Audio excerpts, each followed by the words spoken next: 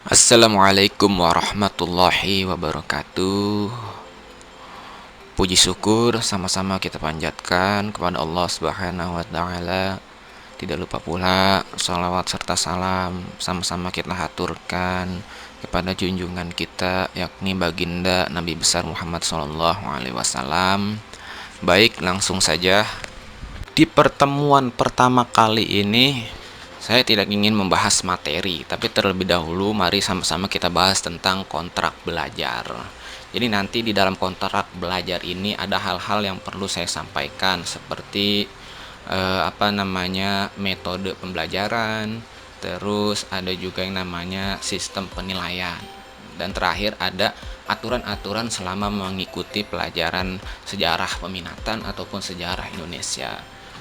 Baik, langsung aja yang pertama itu ada materi ya. Jadi nanti di pertemuan yang akan datang, di pertemuan selanjutnya sama-sama kita akan membahas materi-materi yang ada di buku LKS ataupun yang ada di buku paket. Silahkan nanti buka bukunya masing-masing. Kalau nggak salah kelas 10 itu materinya tentang ruang lingkup ilmu sejarah.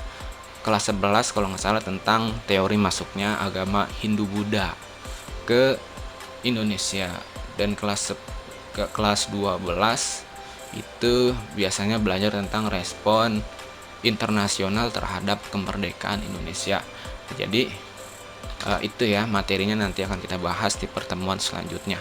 Dan yang kedua adalah pengambilan nilai. Di pelajaran saya pengambilan nilai itu dari 3 faktor yang kalian bisa lihat sendiri. Yang pertama adalah ada nilai UH, yaitu ulangan harian. Ulangan harian ini biasanya saya akan terapkan itu ketika kita sudah sama-sama membahas satu materi ya. Nah, setelah itu ada yang namanya tugas individu maupun kelompok. Nah, penilaian selanjutnya adalah PTS dan PAS, penilaian tengah semester dan penilaian akhir semester. Nah, ini untuk penilaian kognitif atau pengetahuan kalian, bagaimana capaian kalian setelah belajar tentang sejarah.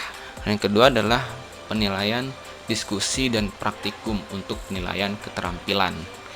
Yang ketiga adalah penilaian keaktifan dan kehadiran untuk tambahan nilai. Jadi keaktifan belajar, terus juga absensi kalian juga itu sangat berpengaruh nanti ke depannya ketika kalian memperoleh rapot ya.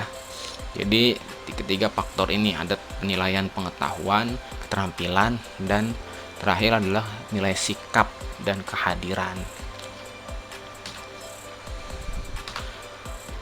Nah, selanjutnya adalah yang ketiga, aturan belajar. Kalian bisa lihat pertama adalah aturannya adalah siswa harus datang tepat waktu. Dispensasi waktu hanya 15 menit. Jadi nanti kita akan menerapkan metode belajar daring dan luring ya, tatap muka. Nah, kalau kita nanti diperbolehkan untuk tatap muka, kalian tentunya harus datang tepat waktu dan ada dispensasinya. Keterlambatan kalian saya akan tolerir itu dalam atau hanya 15 menit saja, itu pun dengan alasan yang logis. Yang kedua adalah siswa wajib hadir 75% sebagai syarat untuk dapat mengikuti ujian akhir semester atau penilaian akhir semester. Jadi seperti yang kalian lihat tadi, di penilaian itu ada yang namanya penilaian keaktifan belajar dan nilai kehadiran atau absensi. Jadi kalian selama belajar 1 semester itu harus 75% kehadiran kalian pada mata pelajaran saya. Adapun yang tanpa keterangan atau alpa lebih dari 3 itu nanti saya akan berkoordinasi dengan wali kelasnya masing-masing untuk melakukan home visit. Jadi nanti wali kelas kalian akan mengunjungi rumah kalian untuk menanyakan kenapa kalian bisa alfa, bisa tidak masuk sebanyak 3 kali atau lebih. Nah, yang ketiga adalah siswa harus berseragam rapi dan sopan sesuai ketentuan umum dari sekolah. Yang keempat, siswa harus bersikap sopan dan santun selama pembelajaran berlangsung. Jadi ini wajib ya, sikap sopan dan santun itu harus kita terapkan dari sejak kecil. Nah, yang kelima, siswa dilarang mengaktifkan telepon genggam ketika pelajaran berlangsung. Nah, ini juga wajib. Siswa dilarang mengaktifkan telepon genggam ketika pelajaran berlangsung, atau nanti mungkin ada peraturan dari kepala sekolah dilarang membawa handphone aja sekalian. Nah, nomor 6, siswa bersama dengan guru menentukan hukuman bagi siswa yang melanggar kontrak belajar. Jadi nanti kalau ada yang melanggar kontrak belajar, adapun pelanggarannya sering telat atau kehadiran di bawah 75% atau tidak berseragam rapi atau tidak menjaga sikap sopan dan santun, nanti kita bersama akan menentukan hukuman tersebut.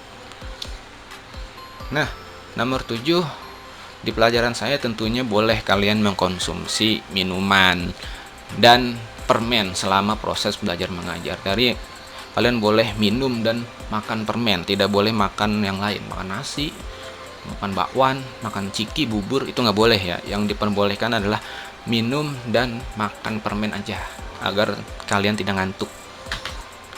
Nah, yang terakhir nomor 8, penilaian yang tadi. Untuk memperjelas poin penilaian tadi ya, ketentuan penilaian yang pertama adalah kehadiran itu 30%. Jadi kehadiran itu 30% menentukan nilai kalian itu bagus. Terus tugas dan keaktifan belajar itu juga 30%. Terus ujian tengah semester atau UTS itu 20%, dan ujian akhir semester itu 20%. Jadi kenapa saya menempatkan kehadiran di nomor pertama sebanyak 30%, karena kehadiran ini sangat berpengaruh bagaimana kalian nanti mengerjakan UTS dan UAS. Bagaimana kalian mendapatkan nilai bagus sementara kehadirannya itu jelek. Jadi kehadiran itu yang paling pertama 30%, disusul dengan tugas dan ujian tengah semester dan ujian akhir semester. Nah, saya kira bisa dipahami ya tadi. Nah, poin-poinnya tadi itu tentang penilaian, ada juga aturan-aturan materi, dan terakhir saya sampaikan metode pembelajaran saya yaitu melalui media YouTube ya. Jadi nanti saya akan memvideokan bahan materi dan nanti saya akan upload ke YouTube. Jadi untuk penyampaian materi itu saya menggunakan YouTube, dan untuk tugas saya menggunakan Google Form.